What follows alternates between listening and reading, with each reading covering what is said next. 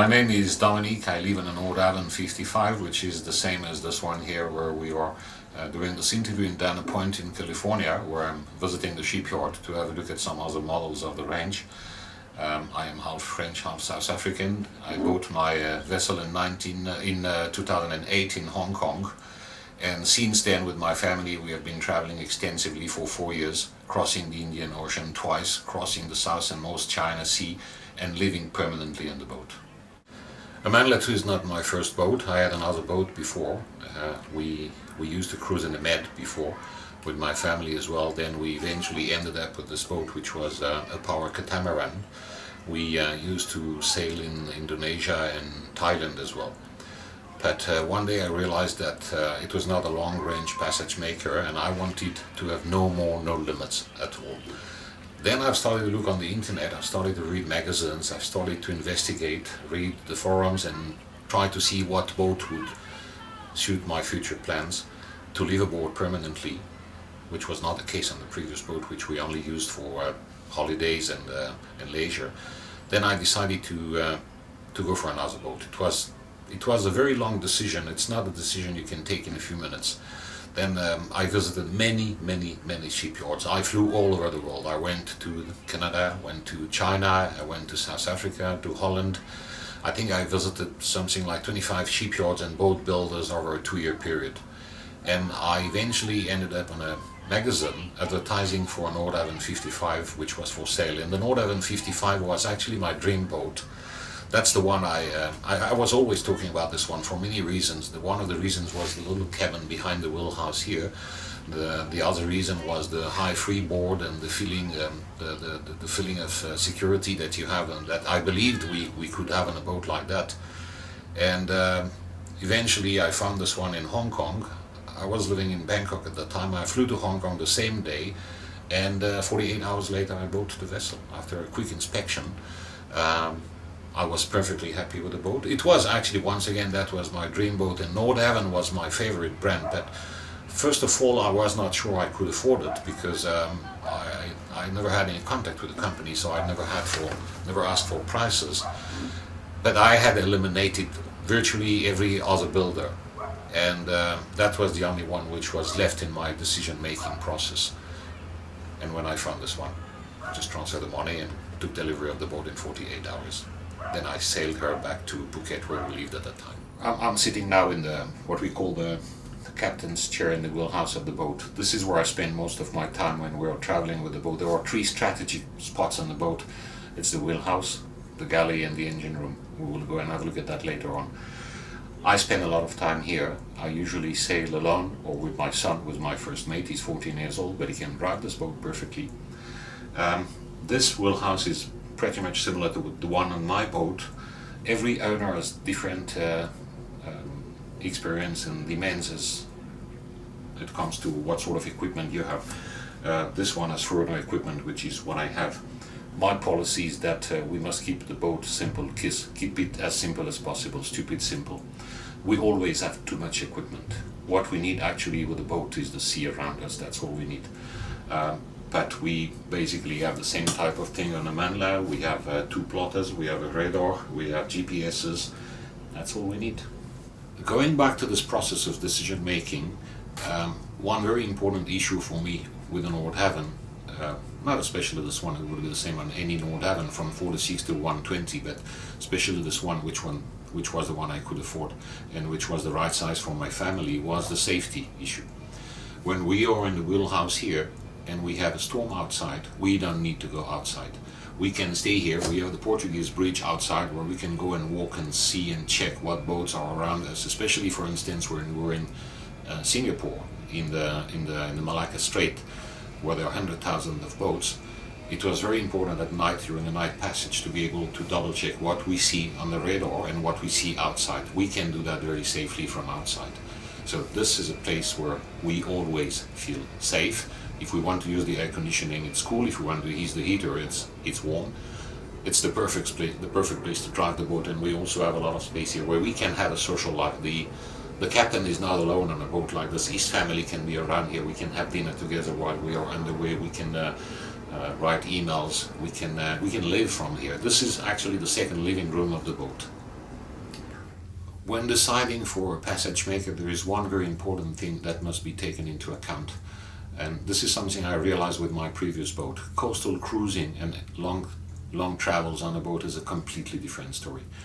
With an Nordhavn, you can do coastal cruising, you can be on a lake, or you can be in the middle of the ocean. You can do everything. When you have a different boat, you cannot do a long passage. On this boat, for instance, this wheelhouse here is, as I said, becoming like a living room.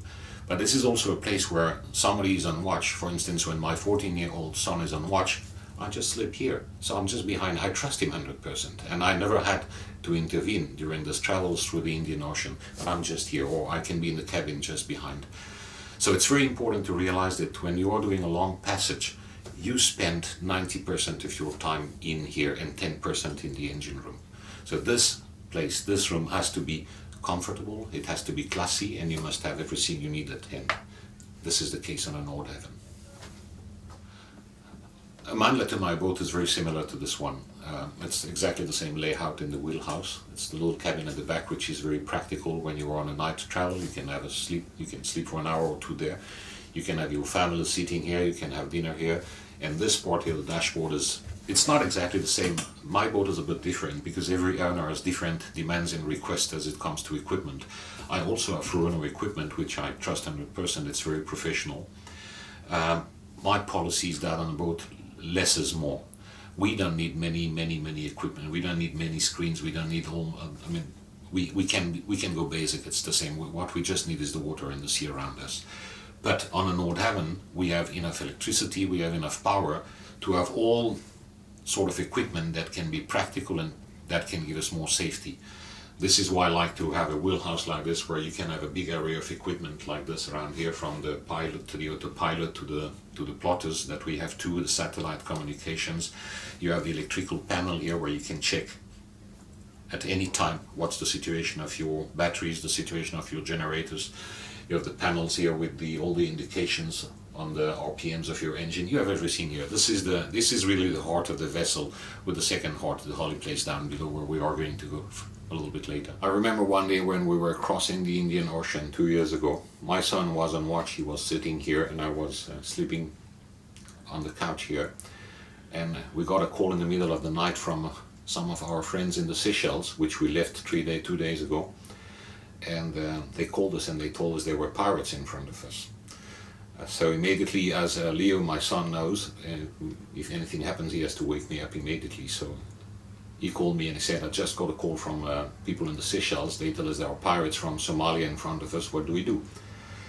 And of course, this is a difficult decision, because when you have already done 400 miles, you know you have another 1,200 miles to go. You say, what do we do? Do we go back? Do we carry on? Do we take a risk? Do we take a chance? And we started to have a big family discussion. And but at the end, the captain is the captain. The one who was to take the decision. So I had a look at the charts. I had information from the military attaché in the Seychelles, and he told me that according to the position of the pirates and according to our route, we should probably bump into the pirate vessel within 18 hours.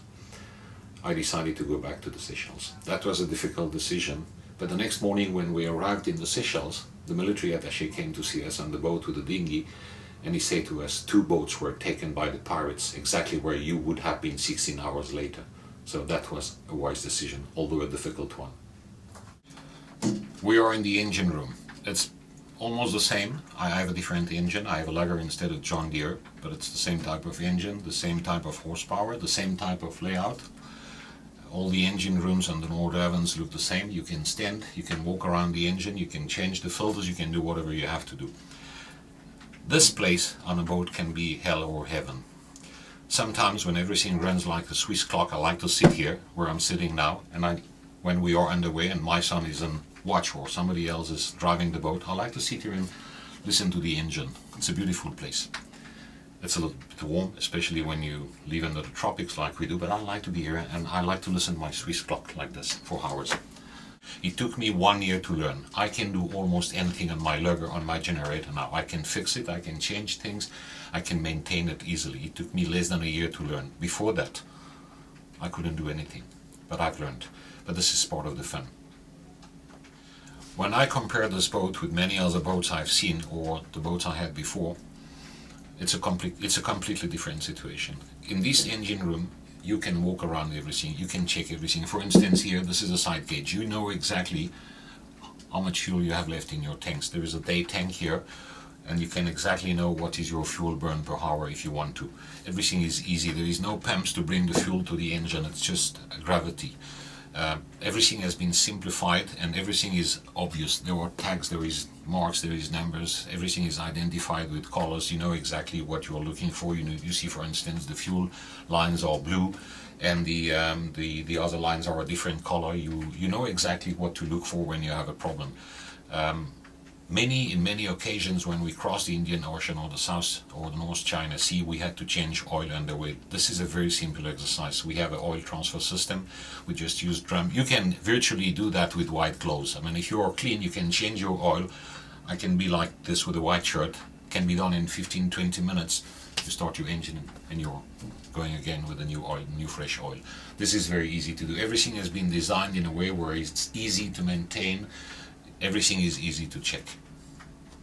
Now we are in the back section of the engine room. I cannot stand here, but still plenty of room to take care of the wing engine. What is the wing engine? This is a small auxiliary engine which can be used if this one fails, or this is the engine we use when we change the oil underway. We have an oil transfer system here. We stop the big engine, we start this one, we keep running at 3, 4, 5 knots depending on the situation. We change the oil on the main engine and we start again. This is very important because this small engine can actually save your life. It can take you back to some place where you can fix the boat. Talking safety, we also have, of course, a sea fire system here, which is a completely automatic extinguisher, which is going to kill the fire in the engine room. Many people on the boat are concerned about sinking. Sinking is actually no big deal, to be honest. It's no big deal. The big problem is a fire on board. Much, much worse than sinking, because sinking you can always survive. But when we start to have a fire on a boat in the engine room, you're in big trouble. With this thing here and the one in the lazarette here, you solve the problem. Talking about the lazarette, this is another section here which is at the back of the boat under the cockpit, where we also have a lot of equipment. This is where we have the steering system. This is where we have the air conditioning units. This is where we have all the batteries. This is a very important thing in terms of design. You don't have batteries in the engine room. All the batteries are kept somewhere else at the back with a watertight door here. So this is a very important space in the boat because this is where we can store things, and this is where we also have very important pieces of equipment. Beside the engine room and the pilot house, this is the most important place on the boat, the galley. This is where we keep everybody happy. On a long passage, it's difficult to understand that, but on a long passage, food becomes extremely important. You have to feed everybody, you have to keep everybody happy.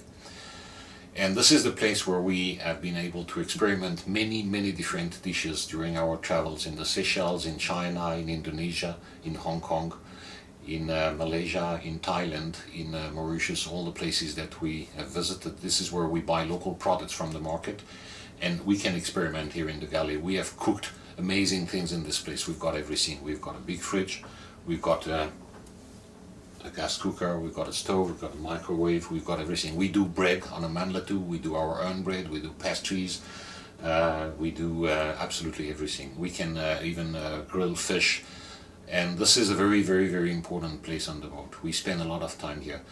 A Nordhavn is a very strange animal. It's got 3 hearts. One is the pilot house, one is the engine room, and the third heart is the galley here. My boat is a little bit different. We are in the saloon now. And the beauty with Nordhavn is that you can customize your design within reason, of course. There might be some structural issues, but for instance, my boat doesn't have a couch here. We have 2 armchairs and we have a piano in between here for my son and myself. But it's more or less the same type of design. This is another place which is very important in the boat when you are the anchor or when you are in the marina. This is the saloon next to the galley with an open-plan kitchen. For me, the ideal number of people on the boat is 1, possibly 2 with your wife. But if you have to be 6, because we have 3 cabins at the end, we can have 6 people or even more. We can even have 8 people on board. We have been up to 10 on Amandla in Thailand and Malaysia. On a boat, it's a different situation. You don't count in square meters. You don't count in terms of space. You count in terms of spaces. everybody can have his own space there. You can have 2 people sitting in the wheelhouse and reading. You can have 3 having dinner here. You can have 1 in his cabin. There is a small study in front. So this boat can have up to 10 people if you want to. But for me, once again, I mean, 1 or 2 is the ideal number. More than 2 people is a crowd on a boat. But this boat can take a lot of people on board. I have 2 grandchildren. We can have a full family for a family gathering. Everybody's happy on this boat. Compared to a sailboat, it's a completely different life. This is a floating home. This is a real little ship, but this is a floating home. Just for instance, on my boat, I keep a tuxedo. My wife has got plenty of dresses and high heels, and when we arrive in the marina, we can moor the boat, and 10 minutes later we can go to a party in some embassy, or we can be in any place where we have to look nice.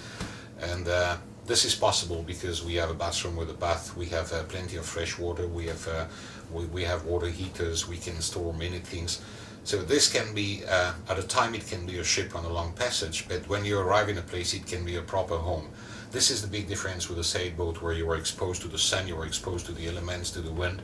You can stay in the wheelhouse there. If you want to be on the flying bridge out there and drive from up there, it's easy to do it as well. I never do it. I like to be in the wheelhouse because I like to have all my instruments. But I know that many people can drive and like to drive from out there, which I don't do, but you can, then you have the feeling that you might have on a sailboat as well, because you are in the fresh air, you are outside. You have all the options at the end. This is what is wonderful. Going back to the specific history of Amandla, I took delivery of the boat in Hong Kong.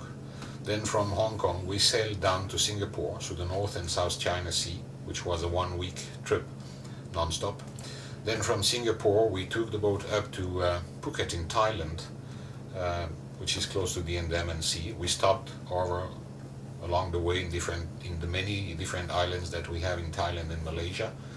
Then from there 1 year, then we cruised happily in the region, in the Similans Islands and many other places around Phuket, and especially in a place called Phang Nga Bay, which is an endless playing ground. I mean, you can leave and sail in the Phang Nga Bay for 3 years if you want. It looks like the Ha Long Bay in Vietnam a little bit.